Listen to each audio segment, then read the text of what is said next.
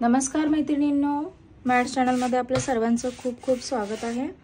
चला तर आज आपण ज्ञानकमळ रांगोळी काढणार आहोत। त्यासाठी आधी आपण एक आडवी रेघ काढून घ्यायची आहे, एक उभी रेघ काढून घ्यायची आहे, एक त्याच्या मधून एक रेघ काढायची आहे दोन रेघेच्या आणि त्याच्या साइडच्याही रेघेमधून अशा या रेघा काढून घ्यायच्या आहेत। त्याच्यानंतर आपल्याला याला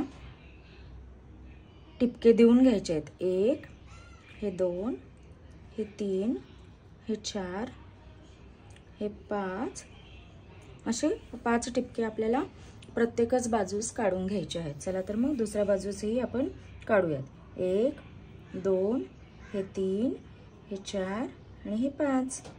आता दुसऱ्या रेघेला एक, दोन, तीन, चार आणि पाच, अशाच पद्धतीने आपल्याला हे टिपके काढून घ्यायचे आहेत। एक, दोन, तीन, चार आणि पाच। एक, दोन, तीन, चार आणि ही पाच। एक, दोन, तीन, चार आणि ही पाच। एक, दोन, तीन, चार आणि ही पाच। तर आपल्याला आधी या रेघा या साइडला जोडून घ्यायच्या आहेत। त्याआधी आपल्याला हे 1 2 3 हे घर सोडून आपल्याला 3 नंबरचा टिपका हे या रेघ्याला जोडून घ्यायचा आहे अशा पद्धतीने। आता त्याच्या पुढचा टिपका या टिपक्याला। अशा पद्धतीने सुरेख असा आपण ज्ञानकमळ रांगोळी आपण काढून घेणार आहोत। ही आपण देवघरासमोर, अंगणासमोर कुठेही काढू शकू। इतकी सुंदर आणि खूपच आखीव रेखीव अशी ही आपली रांगोळी वाटते। एक, हे दोन आणि हे तीन, अशा पद्धतीने आपल्याला हे टिपके जोडून घ्यायचे आहेत। एक, हे दोन आणि हे तीन, एक, हे दोन व हे तीन। चला तर मग फटाफट आपण आणखी व्यवस्थित आणि सुंदर अशी रांगोळी ही जोडून घेत आहोत। आपण ही रांगोळी दत्त जयंती, गुरुपौर्णिमा किंवा गुरुवारी केव्हाही काढू शकू। एक, हे दोन आणि हे तीन, म्हणूनच याचं नाव ज्ञानकमळ रांगोळी अशी दिलेली आहे।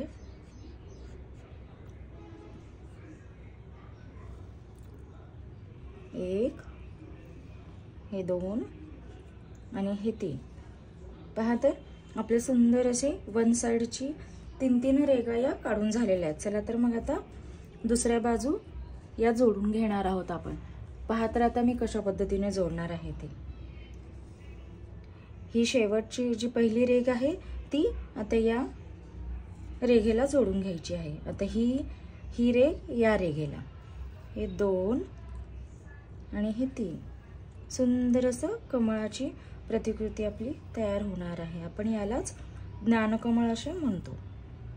दोन, हे तीन, एक, दोन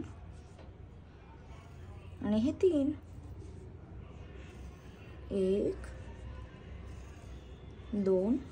टिपके हे हळूवारपणे काढायला हवेत आणि चुकता कामा नये। एक जर रेघ आपली चुकली यातली की रांगोळी पूर्णपणे चुकते। या कारणाने आपण थोडीशी हळूवारपणे व स्लो असे टिपके मांडून व्यवस्थित अशी याला शेप द्यायचा आहे रेघांनी।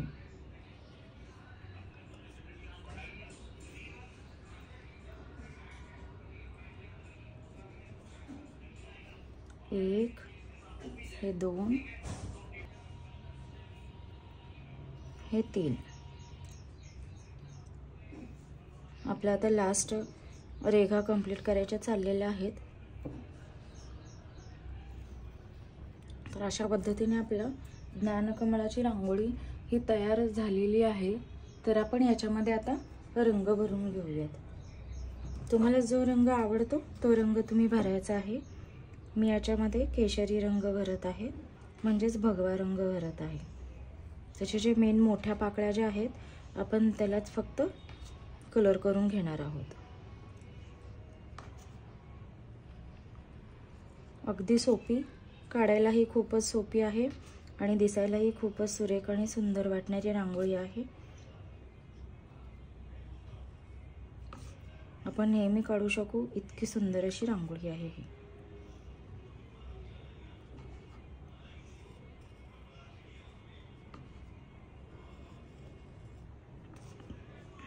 तर अशा पद्धतीने आपण हा केशरी रंग देऊन कंप्लीट करत आहोत.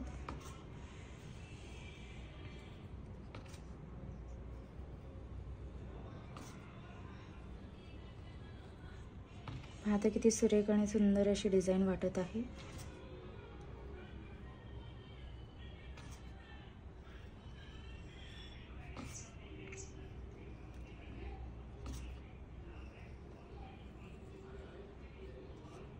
तर आपण याला ज्ञानकमळ रांगोळी अशी म्हणून ओळखतो. आता आपण याला पिवळे टिपके देऊन घेऊयात आणि त्याच्यानंतर बोटाच्या साहाय्याने अशा पद्धतीने पसरवून घ्यायचं आहे व त्याच्यामध्ये आपण लाल टिपका हा देऊन घ्यायचा आहे. तर प्रत्येकच 2 पानांच्या मध्ये पण अशाच प्रकारे आपण पिवळा टिपका हा देऊन घेणार आहोत.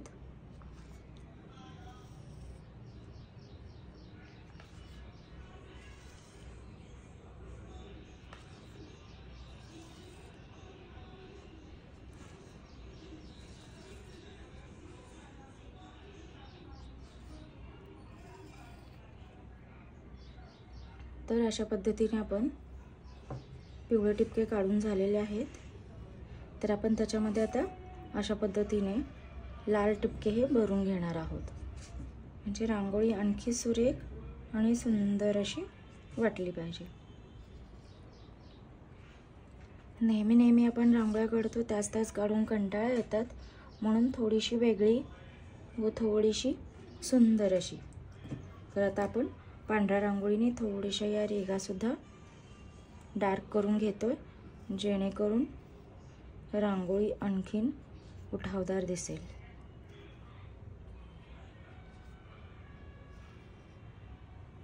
पहा आता आपण इथे 3 टिपके देणार आहोत व ते आतल्या दिशेने आपण ओढून घ्यायचे आहेत. पहा अशा पद्धतीने 2 आणि हे 3.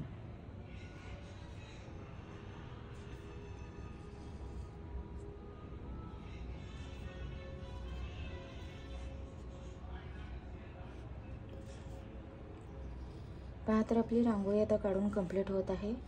किती सुंदर आणि सुरेख अशी वाटत आहे रांगोळी आपली. चॅनलला नवीन असाल तर नक्की लाईक, शेअर आणि सबस्क्राईब करा, म्हणजे येणाऱ्या नवीन व्हिडिओचे नोटिफिकेशन तुम्हाला इझिली अवेलेबल होतील व तुम्हाला नवीन व्हिडिओज इझिली पाहता येतील. Thank you so much for watching this video. धन्यवाद रांगोळी शेवटपर्यंत पाहिल्याबद्दल. Thanks a lot. पहा अशा पद्धतीने आपली ही आता रांगोळी पूर्ण कंप्लीट झालेली आहे. थँक्यू.